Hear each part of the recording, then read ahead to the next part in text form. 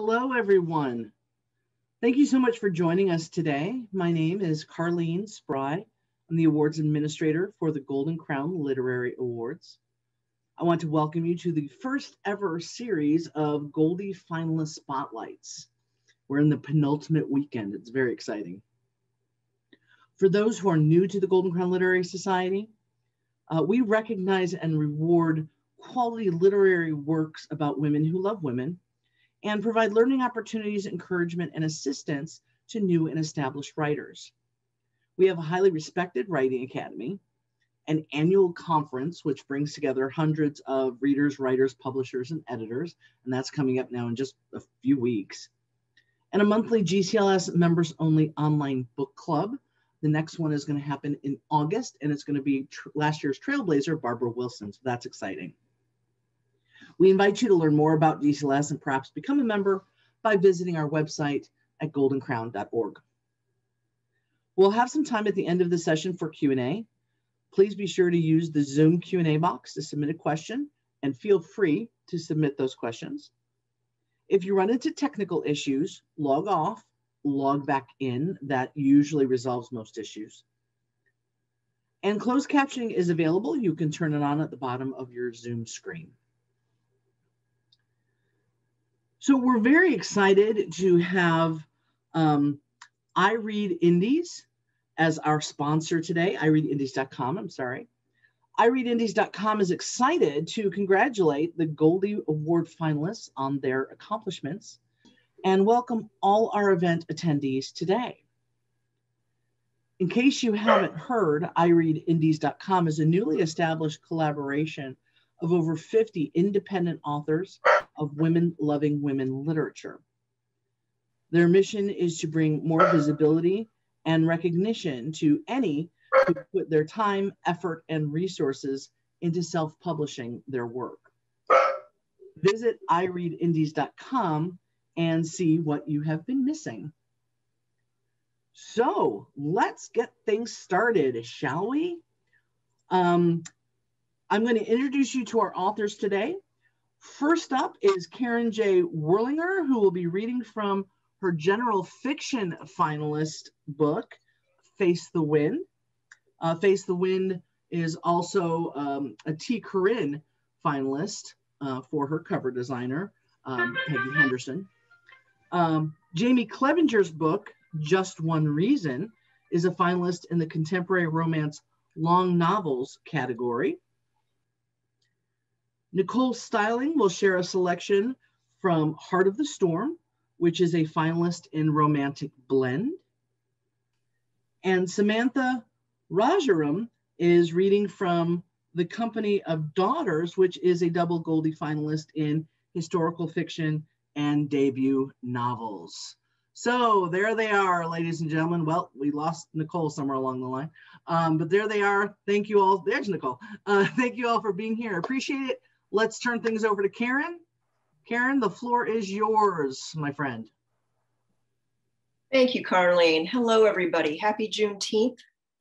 As Carlene said, I will be reading from Face the Wind, which is a sequel to When the Stars Sang. In this novel, Kathleen and Molly are in a good place, so they're the ones helping others deal with their issues.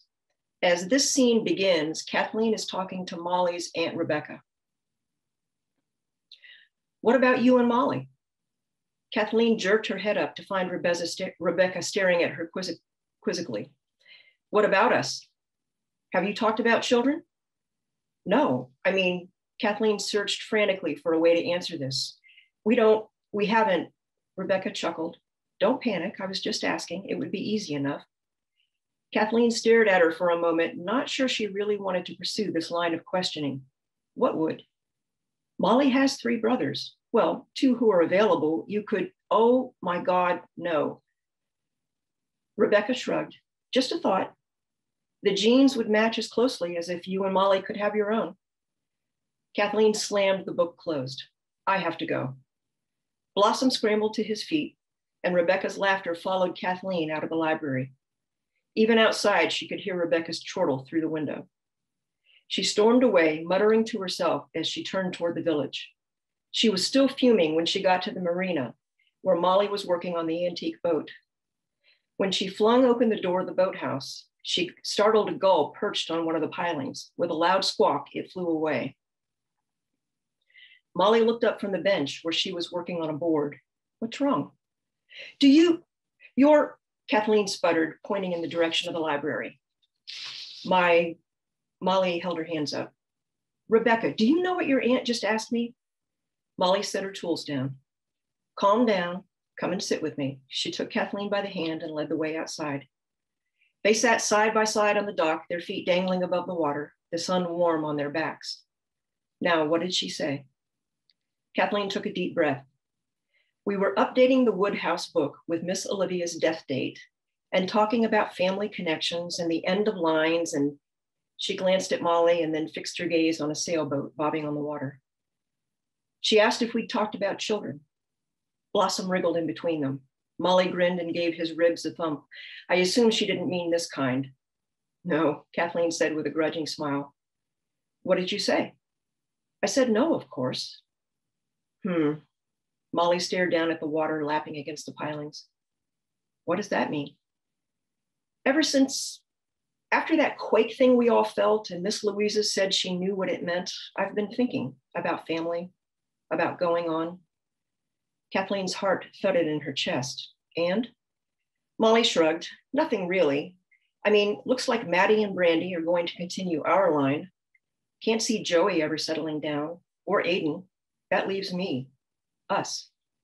And you're the last Halloran. Kathleen stared at her. Do you want kids? I don't know, do you? It was never even a question before. I've honestly never thought about it. Was that what upset you so much? Kathleen couldn't meet Molly's eyes. She fiddled with the tag on Blossom's collar. Rebecca said, when Kathleen couldn't continue, Molly prompted. She said what? She said you have two brothers. She tried to continue but couldn't. Molly gave a funny kind of snort that turned into a snigger that turned into a full belly laugh. She was laughing so hard she fell onto her back. What's so funny? You and Joey. Molly wiped tears from her eyes. Kathleen wasn't sure if she should be offended or not. Aiden is more my type. That shut Molly up. She sat upright. You wouldn't. No, but stop laughing. Molly sobered. She reached for Kathleen's hand. If we did want a family, we could ask one of them to do it artificially. Kathleen gaped at her for a long moment. I don't even know what to say to that. Blossom whined and sat up, nuzzling her cheek. Kathleen's eyes narrowed. Of course, it doesn't have to be me. You could get pregnant. Oh, hell no. Molly leaned over Blossom to kiss her. This is all the kid we need for now. And that's the end of the reading. Yay! For everybody else wondering, I'm the applause that you all are doing that they can't hear. Thank you very much, Caren. Jamie, the floor is now yours. Thank you very much. All right, I'm going to be reading from Just One Reason, and it's a romance. It's the third in a series, but you don't need to read the other two first. I'm jumping in the beginning, and I don't think there's going to be an explanation needed. 10 minutes into the walk, and beads of sweat dripped down her back. The city seemed subdued, as if all of Sacramento was considering a siesta. Even on 16th Street, the traffic seemed to only inch along. Terry longed to go back to the cool shower she'd raced through, or at least her living room with the AC blasting. After another 12-hour day, kicking her feet up on the sofa for a Netflix binge sounded perfect. Instead, ballroom dancing. She crossed at the intersection, her tank top already sticking to her damp skin, and angled toward a blinking neon sign advertising the pub with a giant bottle of beer. The dance studio next door had a more subtle sign. Terry, Julia, Reed's fiancée, waved as she hurried up the sidewalk. I'd give you a hug, but it's too hot. No joke. When is July going to be over? Of course, August wouldn't be any better. At this rate, the heat would last until the pumpkin spice lattes appeared. Hey, you look fabulous. New skirt? Julia nodded. I told Reed I'd wear something to distract her. She's been stressing all week about this. And I don't know what she said to get you here, but thank you. This is probably good for me. I keep saying I need to get out more, but then I come home, take off my shoes, and the rest of the night is history. Maybe you'll meet someone tonight. While waltzing? Highly unlikely. And she'd given up on randomly meeting anyone. She'd also given up on her online prospects. Once she'd settled on being happily single, re-entry into the dating world seemed more hassle than it was worth. If we get Reed through this dance class, I'll call the evening a win. We'll both call it a win, Julia agreed. I told her that a wedding dance was no big deal, but she insisted we needed a class. Then after we were signed up, she started worrying that everyone else would be straight. I don't think it's the straight people she has to worry about. Have you seen her dance? I have, Julia frowned. She has many, many other talents. They stepped inside and a wall of delicious icy air greeted them. Terry took a moment to adjust to the dim lighting. If only they could spend the rest of the evening here. Emma and Kate said they might come, but then they both had work commitments. Julia scanned the crowd. Reed did manage to convince one of her residents. Wait, she asked a resident? Yeah, Reed says she's family, but that's all I know. Oh, there's Reed. Julia gave a soft moan. Sometimes I don't know how I got so lucky. Terry would have teased her for the moan, but she was stuck on the detail that Reed had invited a resident. No amount of air conditioning could make her interested in small talk with a resident. Later, she'd give Reed a hard time for not warning her. Reed pushed her Clark Kent glasses up on her nose and headed their way. In a few strides, she'd pass the other tables to wrap her arms around Julia. The two shared a big kiss, seemingly uncaring of the onlookers.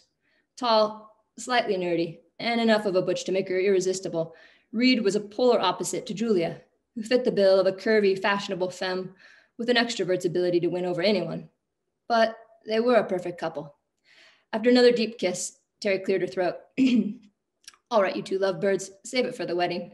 Reed pulled back. She at least had the decency to look extremely satisfied with her luck in love. Hey, I brought you a surprise, Reed said. Terry cocked her head. Wait, you brought me a surprise? You're going to hate me at first for it, but then I know you're going to thank me later. Okay, now I'm worried. You probably should be. I've never tried matchmaking. Oh, no. In 1 second, it clicked. The resident. Reed, please say you didn't. But I did. Reed grinned, clearly pleased with herself. Terry wanted to grab Reed by her tie and pull her out of the pub to give her a piece of her mind. Sure, plenty of attendings dated residents, even if it was heartily discouraged. The problem was her history. It simply couldn't happen again. She had no time to argue. Reed started to the table with Julia's hand locked in hers, and steeling herself for who she might see, Terry glanced to the back corner. A blush immediately shot up to her cheeks. Of course it's her. Reed had found the one resident that could easily grace the cover of a lesbian GQ. Terry had spent the last year actively trying not to notice her. Unfortunately, there were only so many women in the hospital, and none of them were as hot as Elizabeth Samuels.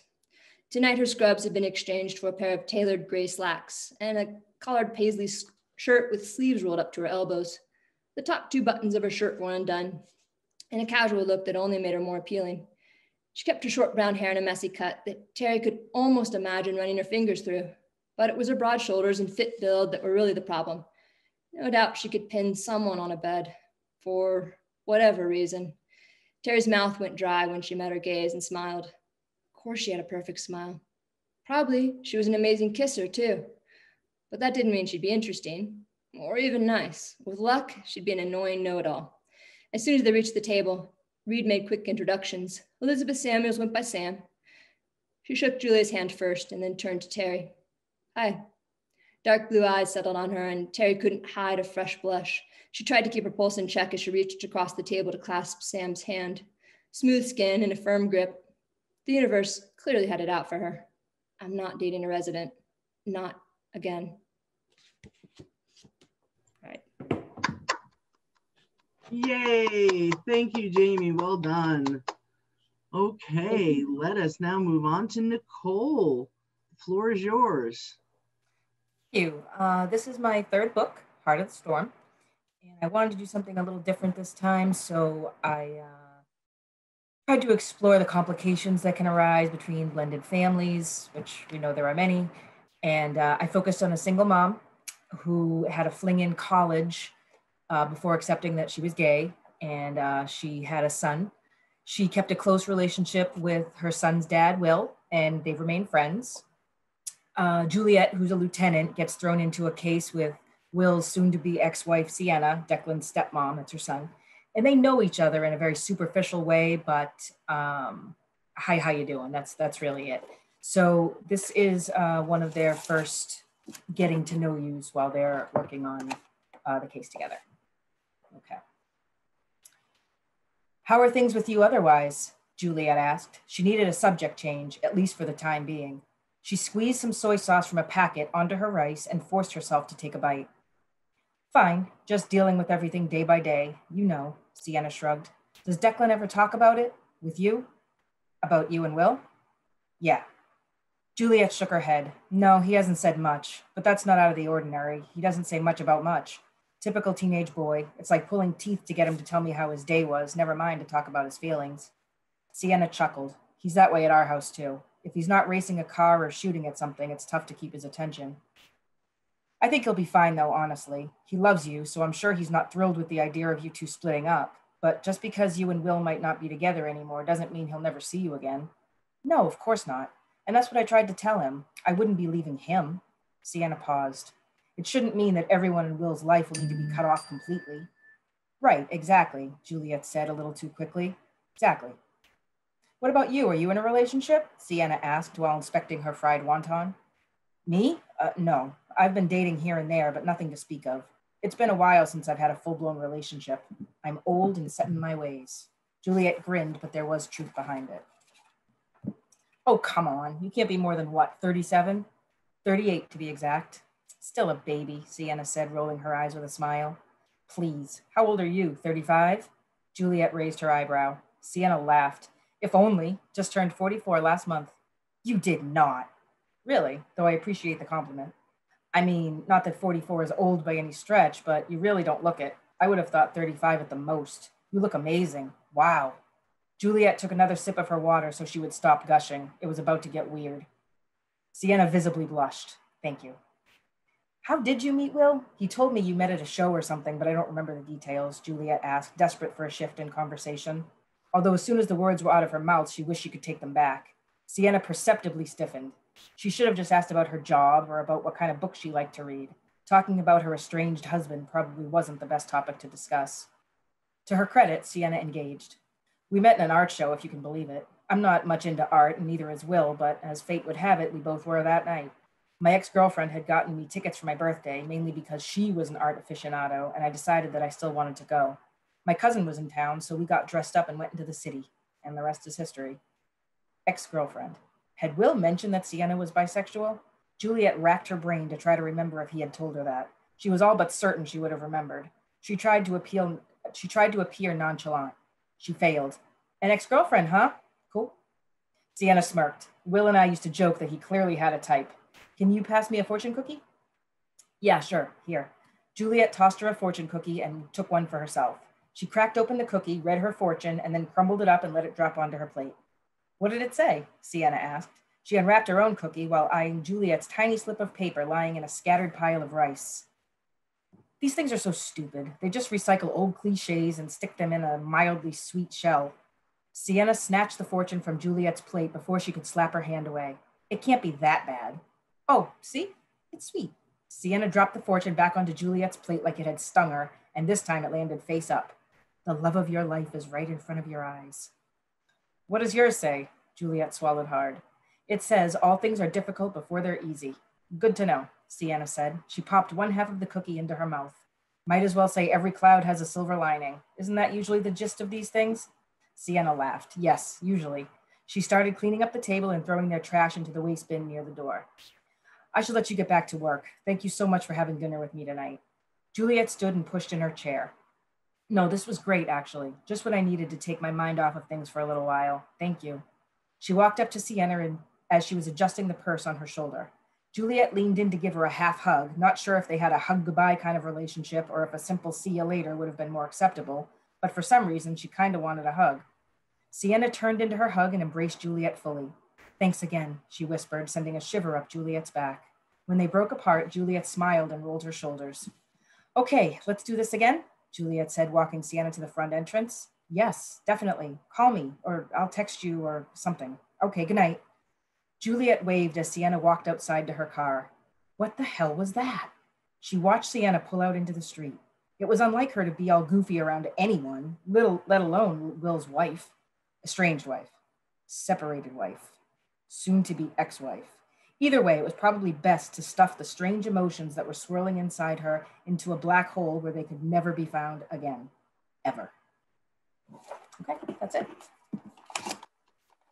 Well done, Nicole. Thank you very much. Okay, Samantha, all yours. All right, hi everyone. I'm going to read a short section from the beginning of my book, The Company Daughters. Here. It's set in 1620 Amsterdam during the Dutch East India Company's colonization of Java, Indonesia. And the main character, Jana Bale, is working as a servant for a wealthy family, and she finds herself drawn to her employer's daughter, Sancha. And meanwhile, she's also just met a Jewish sailor and merchant named Tobias Levy. And in this scene, Tobias takes her to dinner and they go for a walk afterward. And Jana begins to confront her feelings for Sancha. We've entered an alleyway, a man and woman embrace in the shadows, probably a prostitute, judging from her naked shoulders and loosely tied hair. The man is stocky and short. A bald circle at the top of his head reflects the moonlight. He groans like an animal. Worth every guilder, the man says. The woman sighs, but I'm certain she pretends. I'm ashamed at the sight. Tobias removes his hand from my elbow, and I'm grateful. We walk silently through the alley and back into the open moonlight, and I grow troubled, thinking that he may expect the same of me.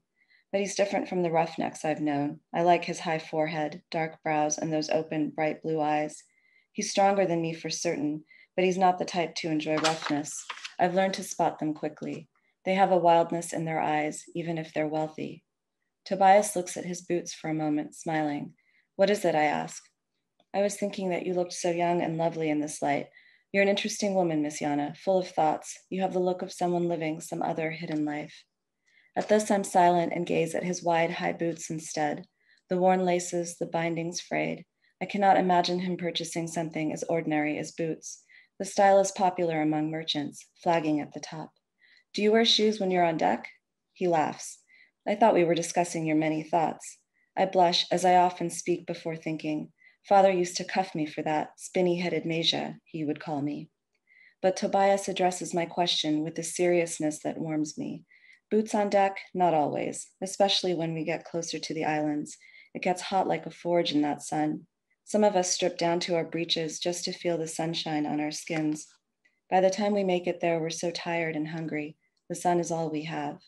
You must be eager to go back there, I say. Aye, but I have work to do. I'll stay here a few days and help with the cargo, make some contacts with the merchants and managers I know. They forbid us Jews from joining the guilds, but even the smaller merchants can do well enough. And after that, off to Bruges with some of the cargo. I have contacts there. I prefer the sea to gravel roads, but this too is part of my work. We come to a brick building with a quaint turret. This is where I stay, he says. We stand before the building and I feel embarrassed, unsure of what to do. Thank you for your company, he says without touching me. I'm both surprised and confused, having grown used to others expecting much more for far less of my time. I wish him a good night and hurry back to the Reinst house. It's late and I must wake early to see about work at the de Graafs. Later, once I'm finally lying on my uneven cot in my little attic bedroom, my thoughts return to Sancha. I imagine my lips on her skin, my hands holding her slim hips, winding her long hair around my index finger. From where do such thoughts arise? I have never been told they are evil thoughts, but I know they are. Nothing is said of women loving women, only of men and men, a grave sin, or women and men. The church condemns lust and pleasure, but still the brothels flourish at the outskirts of Amsterdam. The proprietors take in girls just past their first bleeding to do their work for 2 flavorless meals per day. Esteemed grandfathers grunting like donkeys, smelling of ale. Instead, I think of Tobias, his mouth, his hands, but the images escape me, disappearing like sunlight behind the morning fog. I return to Sancha, her white fingernails peeking over the tips, a strand of her fair hair hanging into her eyes. I have not wept in a long time, but a sweep of sadness rises from my stomach. and causes a humming in my ears. I think of starlings swirling above, unfolding and folding in that way they do every autumn before they leave Amsterdam. That is how my sadness feels. I'm only a maid, hardly even a friend. The Wraiths could replace me tomorrow if they wanted, if it weren't for their sudden misfortune, and with any of the starving girls roaming Dam Center in search of work. And still, my feelings are an unyielding stain I cannot wipe or scrape or scrub out like a mud splatter on the floor. Excellent. Well done, Samantha. Okay, everybody else, let's come back on screen. Let's have a little bit of fun here. Okay, and now we get scary. Okay, great. Everybody, thank you so much for those wonderful readings. Those were really, really great. Everybody, audience, probably noticed that I put in chat, I put links to purchase these books. So if you have not bought these books already, I urge you to click on those links and purchase these books. These folks spend time writing for us. Let's support them, because God knows they're not in it for the money.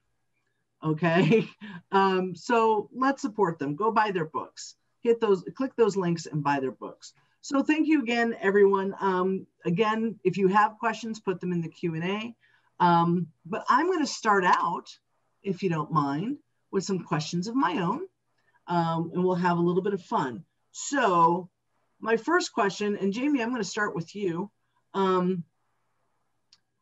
Where did the inspiration or the idea for this book or this series of books, since this is what you said, the third in the series, where did it come from? What made you say, I'm going to write about that?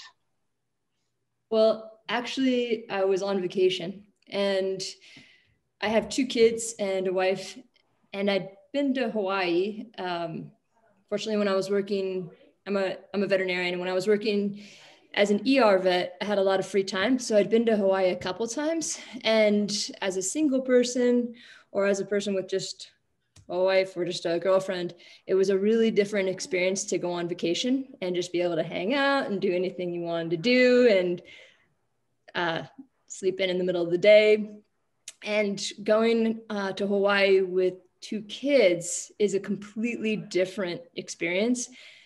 And I realized, I mean, it's a vacation, sort of, but it's also just family time. But while I was on vacation, I started to think, how important that time was to me, even though it wasn't the same as a vacation that I'd had before in Hawaii, where it was like super restful and fun.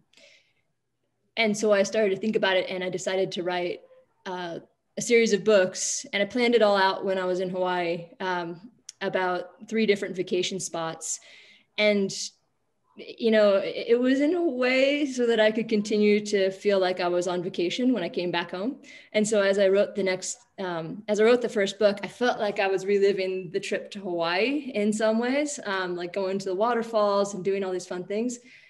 And so just one reason is actually this beach here, went to with my kid, and my kid actually drew that heart. And so I took the picture after my kid drew the heart in the ocean.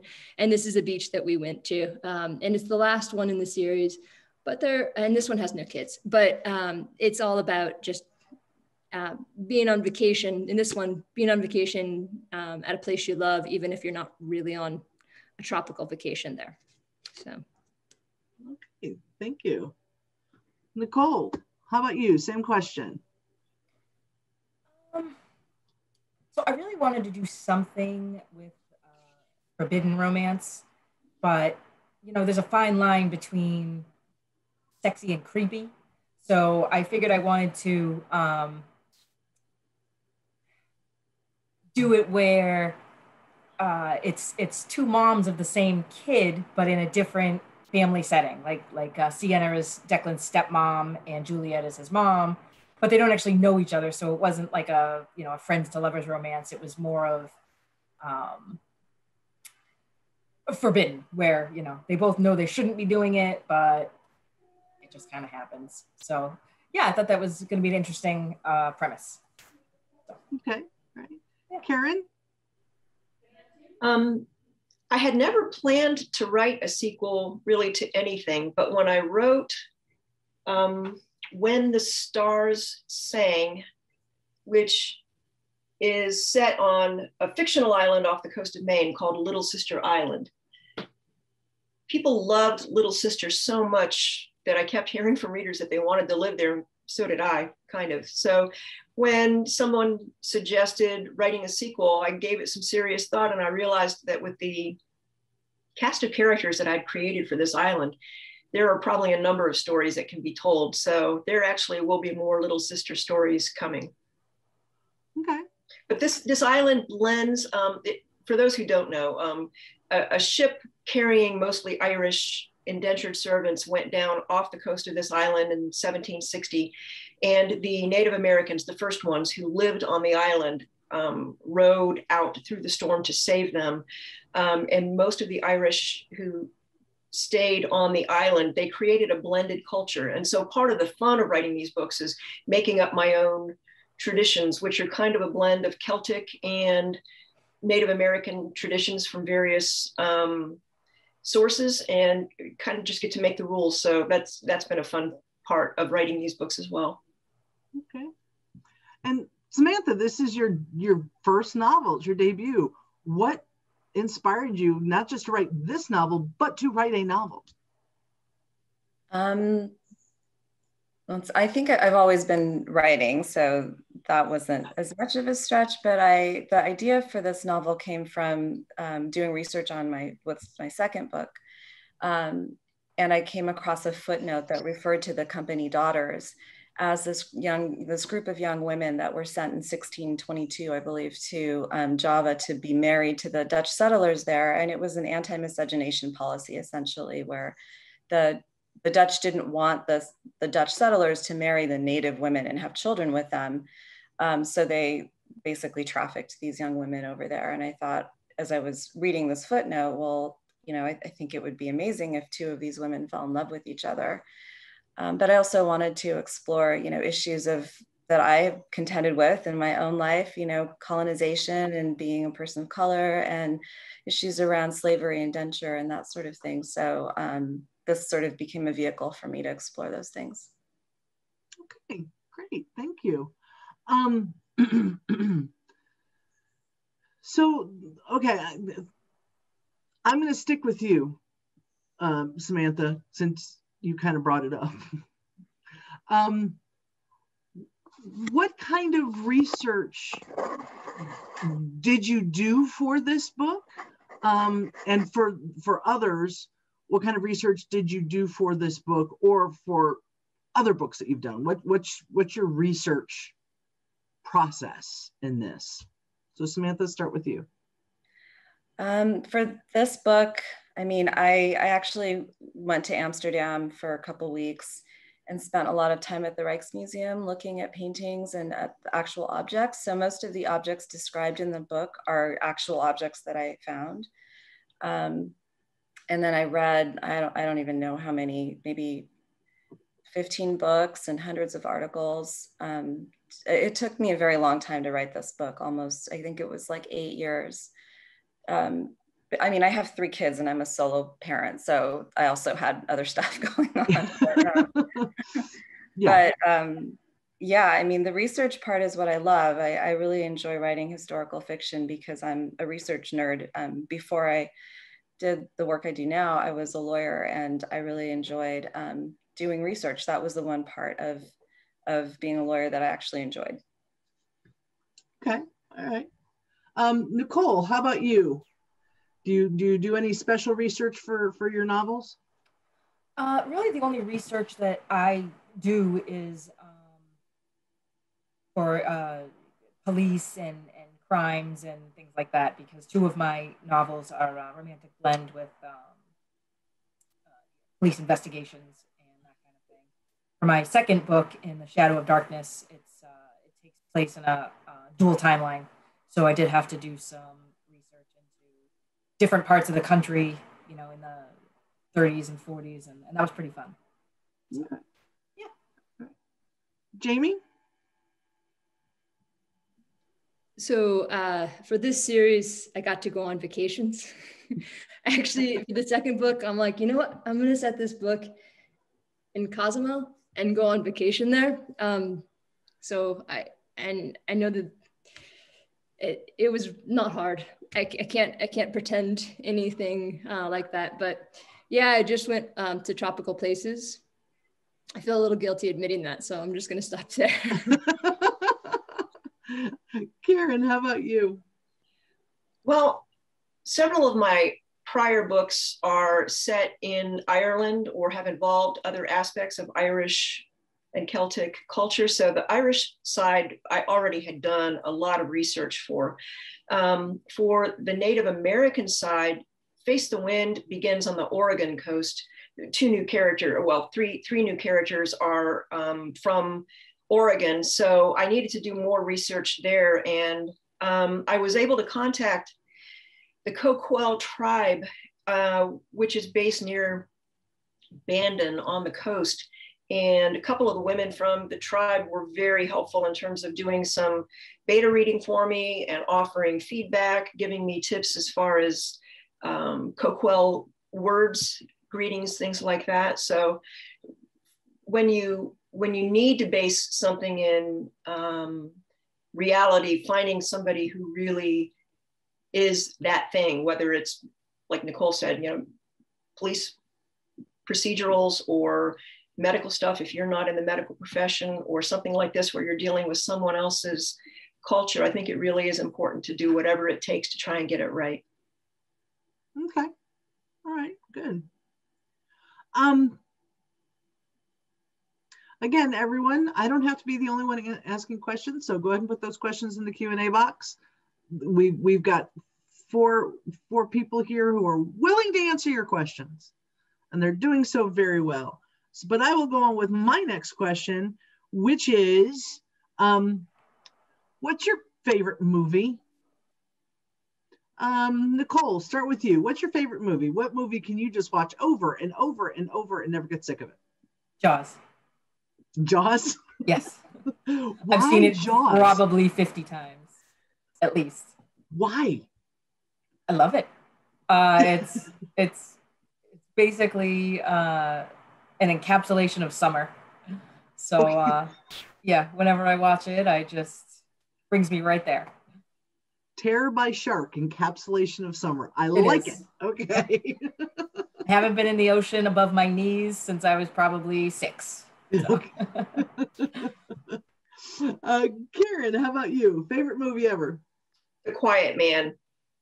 Why? John Wayne and Maureen O'Hara. Again, set in Ireland. My wife very good-naturedly watches it with me every spring. So going on 30 years. So. Okay. Maureen O'Hara is a good reason for Absolutely. anything to be a favorite movie. So, that's all good. That's all good. Samantha, how about you? Do you have a favorite movie? I don't watch a lot of movies. I don't have that much time these days. I have 3 teenagers. I think one of my favorite movies is the movie Salam Bombay by Meena Nair, and it's or Mira Nair, sorry. It's a pretty old film, and it's not particularly happy, but I love seeing images of India, and I miss India terribly. I went there right before the pandemic began, thinking I would go back again very soon, and of course now I don't know when I'll be able to return. Okay. Well, fingers crossed that it will be soon. And Jaime. So yeah, I don't think I can't even sit still to watch a movie twice. I'm real bad at movies. But I read books more than movies. I do have a favorite that I recommend to people. It's called Lion. And it's based on a true story of this little boy that gets lost at a train station in India. And I think as a parent, it wrenches my heart even more, just to think of this little kid lost and how much agony the mom must have gone through. But also just like that feeling of being lost. And like, I know everybody has experienced it at least once, where you turn around and suddenly the people that you're supposed to be with aren't there. And I love movies that are real poignant and really make you feel all the emotions of the characters. And that one was just exceptional. I don't know if you guys have time to cry over a movie, Lion is my recommendation. Okay. Not that anybody wants to know, but Howard the Duck. If you haven't seen it, go see Howard the Duck. It's Marvel, it's Steven Spielberg, it's Leah Thompson in very skimpy clothes. Go see Howard the Duck. Okay. Okay, we have some questions in the Q&A. Yay. Okay, this one's for all of you. Carolyn wants to know, do you have a writing routine? Nicole, let's start with you. Do you have a writing routine? Not really. I know I get my best writing done during the day. I really can't write at night. It's usually, I have to block off time because otherwise I get distracted by a million things. So I'll just say, okay, I have to write, I'll give myself a word count and say, this is it. You got to sit down and do it. Okay. That's really the only routine. Okay. My only routine is making myself write. Yes. Caren, how about you? Do you have a set routine? Not a set routine. I'm more of a morning person. So on the weekends, I get up still usually before dawn, get the dogs fed so they stay nice and quiet. And then I get usually a couple of hours of writing time while everybody else in the house is asleep, and mornings are my best time. Okay. All right. Samantha, how about you with 3 teenagers? I wake up at 5 in the morning every day, and I write for about 2 hours at my kitchen table, which I've had forever. And that's what I've been doing throughout the pandemic as well. And that's kind of the only way I get writing done, because I'm just otherwise way too busy. Okay. All right. God love you, 5 o'clock in the morning. Okay. And Jamie, how about you? Also with kids? Yeah, it's not easy, honestly. I think you have to really have a story to tell and really be pushed by the writing to do it. I keep thinking, man, 8 years to write a book. Samantha, you are super committed. Like, that's some commitment to keep with a book for 8 years. I usually write on my days off, and I'm fortunate enough that I work 3 to 4 days a week. So I try, most of the time I'm writing on Thursdays, and that's kind of my day to write. And it's hard to write a whole book in like a 6-hour chunk between when you drop off the kids and when you have to pick them up. But if you really have a story to write, you make the time for it. Okay. That makes perfect sense. Now, another question for everybody. Nancy wants to know, how has an editor affected your work for good or for ill? Caren, let's start with you. I am going to blame Sandra Gert, for probably being the best editor I've ever had. I'm an indie publisher and indie author now, but in the midst of, after I published my first, 3 or 4 novels, I was kind of getting the itch to work with a publisher again. And I was able to get a couple of them under contract with Ilva, who was a great company to work with. And Sandra is a wonderful editor. She was very helpful.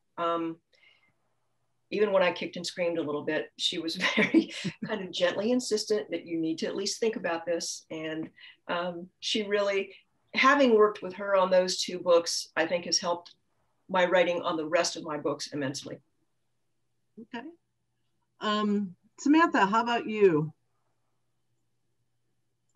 I worked with Catherine Tausig at my publisher Bookouture, as well as, actually my agent also helped me edit my novel before it even went on to submission. But she was an incredible editor. And I think one of the things I was concerned about, because my publisher at that time did not have many writers of color, I was worried about sort of whitewashing of the story or or, you know, the excision of some of the anti-slavery and anti-colonial subtext in the book. And what I really appreciated about her is when those things came up and I pushed back, she would relent and like, let me keep it in. So, you know, that is definitely a part of the process that I think readers don't necessarily know is, you know, the editor does shape so much of the novel that we actually see published. And my book is quite different than my initial, you know, rendering of it. It's a much bigger book than I think I had initially allowed myself to write. Okay, interesting. Jaime, how about you? Experience with editors, good or ill? You know, for the most part, really very, very good.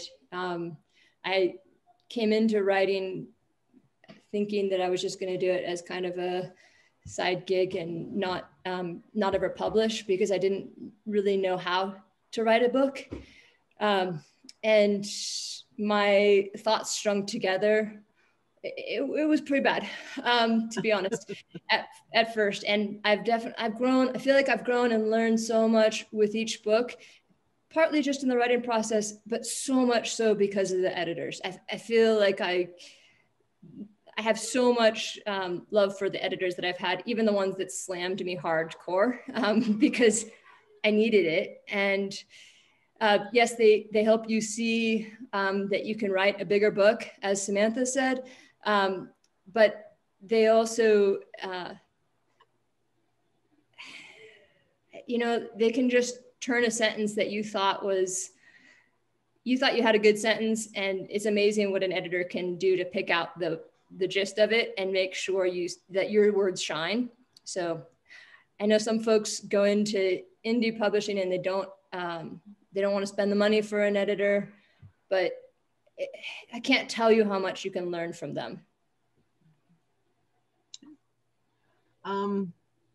Nicole. Yeah, so Bold Strokes Books has been wonderful. I've had the same editor for all 3 of my books, Victoria.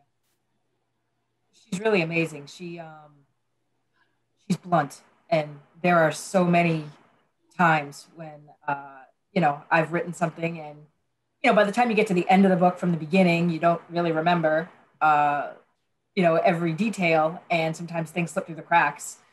So she's been great about that, and you know, also just word phrasing and POVs and all that. I've learned so much from the editing process. Okay, excellent. Nancy will be glad to hear that. Casey wants to know, if you have writer's block, how do you work through it? So Nicole, if you end up with writer's block, how do you work through it? I just have to plow through it.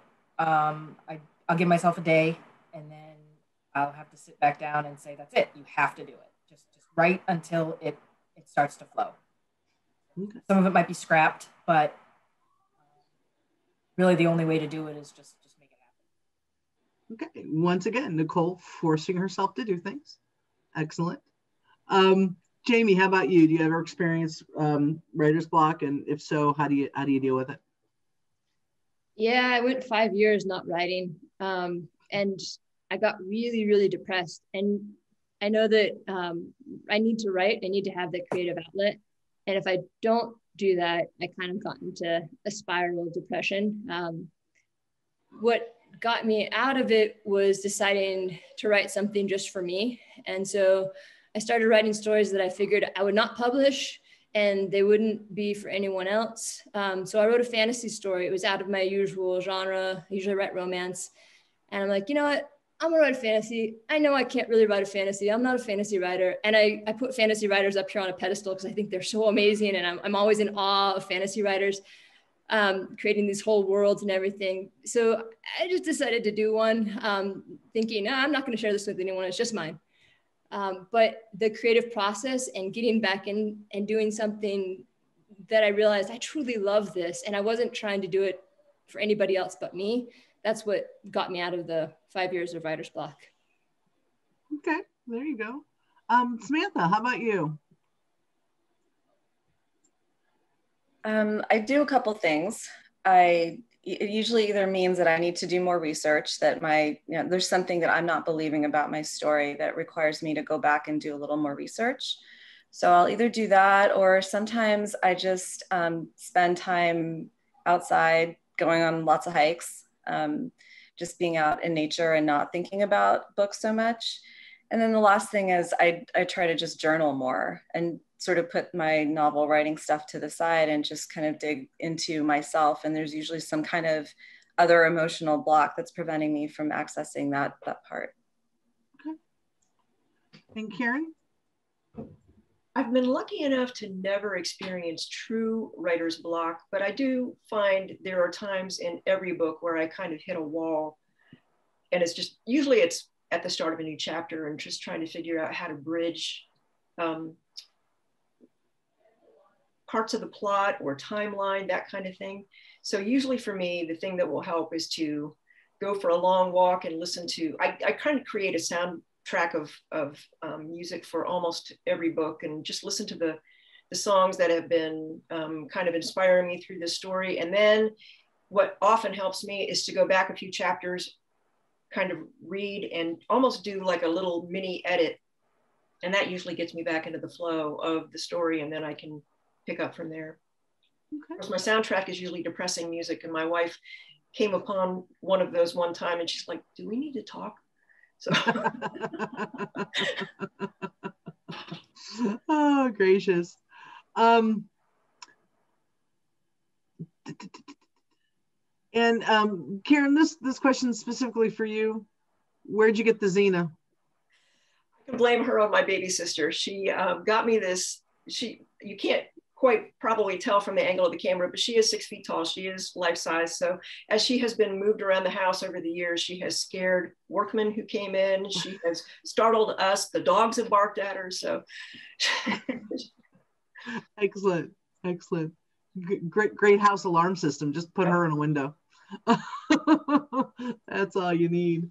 And so then, Nicole, is this question you? How do you take a story idea and plot it and turn it into arcs and subplots? Or do we have another Nicole S here with us today? Okay. So how do you take a story idea and plot it and turn it into arcs and subplots? So Nicole, since I mentioned your name, we'll go ahead and start with you, unless of course this is in fact your question, in which case, never mind. But no, there's okay. another Nicole S in the room. So yes, it is not me. Well, that's actually my biggest struggle, is that before I start a book, I have a plan. I'm going to do an outline. I'm going to do note cards. I'm going to do everything. And then I'll get to number 2 on the outline and I'm totally bored and distracted and I don't want to do it anymore. So it ends up being a fly by the seat of my pants. And really the best way for me to do it is just to write it and then go back and fill in the missing pieces and create some additional arcs while I'm already the bulk of the way through it. So yeah. Okay. Jaime, how about you? Yeah, I like to plot also. I usually will plot out most of the story in kind of like bullet points of events that I want to happen. And then I jump in and try and write. And then after I've written a big section of it, I kind of go back and say, okay, what is this character actually looking for? What do they want in life? I don't typically do character sketches beforehand, although I've talked to a lot of writers who really like doing the character sketch so that they feel like they know this person's family history, they know this person's whole life. But most of the time I just jump into the story right where the reader would jump in and learn about the character from there and let the character tell me about themselves. But I do like to plot the events because it helps so that I don't end up at the end wondering if I even have a story. Okay. Caren.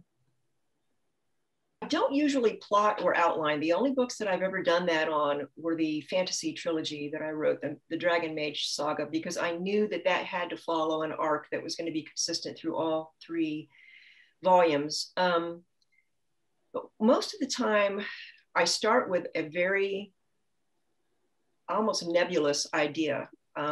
One novel I wrote, Miserere, was purely inspired by a memory I have of a house we looked at. We were probably there for maybe a half hour when I was about 9, and the entire book grew out of my imagination of what stories could that house tell.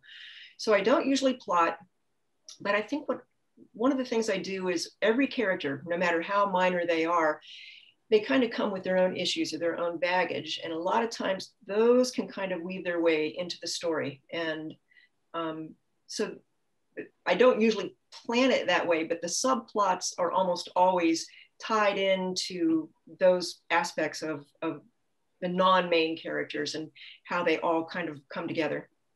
Okay. And Samantha, how about you? I do kind of the hybrid pantser plotter thing. So I usually have a rough outline of the trajectory of my book. And then as I start writing it, little bits and details and stuff emerge. And then also in the course of doing research, that usually introduces subplots and things like that. Okay. Excellent. Okay, well, this is me looking at my clock. We're coming up to the end of things here, because no watch.